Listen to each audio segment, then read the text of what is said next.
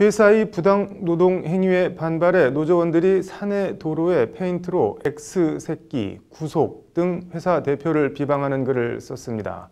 도로를 훼손한 특수재물손괴와 모욕 혐의로 재판에 넘겨졌는데 대법원 판결이 오늘 나왔습니다. 판결로 보는 세상입니다. 이모 씨 등 유성기업 노동자 25명은 지난 2014년 10월 정문 입구 등 회사 내 도로에 페인트와 스프레이 등을 이용해 대표와 부사장을 모욕하고 비방하는 글을 써 도로를 망가뜨린 혐의 등으로 재판에 넘겨졌습니다. 이 씨 등은 재판에서 도로 통행에 아무런 문제가 없었고 원상 회복하는 데 큰 비용과 시간이 소요되지도 않았다며 재물 손괴 등 혐의에 대해 무죄를 주장했습니다. 1심 재판부는 하지만 정당한 쟁의 행위의 일환으로 보기 어렵다며 재물 손괴를 유죄로 판단해 이 씨 등 16명에게 벌금 200만 원을, 강모 씨 등 9명에겐 벌금 300만 원을 각각 선고했습니다.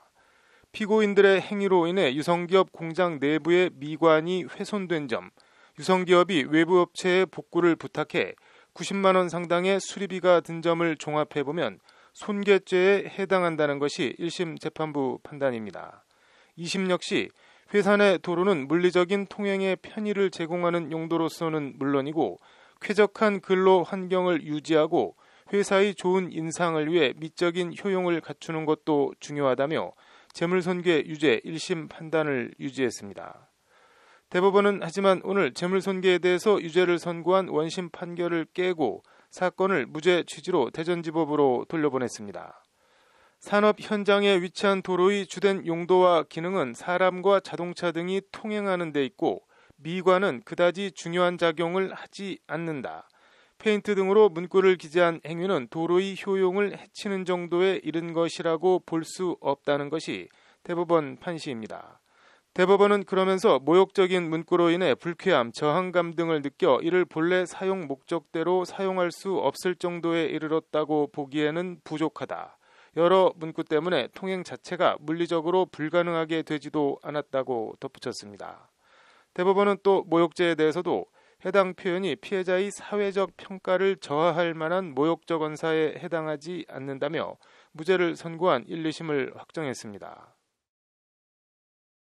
오늘 재물손괴 무죄 판결을 내린 대법원 1부 주심 김선수 대법관은 사시 합격 이후 줄곧 노동과 인권 문제에 천착해온 노동인권 변호사 출신 대법관입니다. 이번 일이 벌어진 유성기업은 노동계에선 이른바 노조 깨기 공작 등으로 악명 높은 기업으로 극심한 노사 갈등을 겪은 곳입니다. 스프레이 경영진 비방 문구는 그 와중 벌어진 일입니다.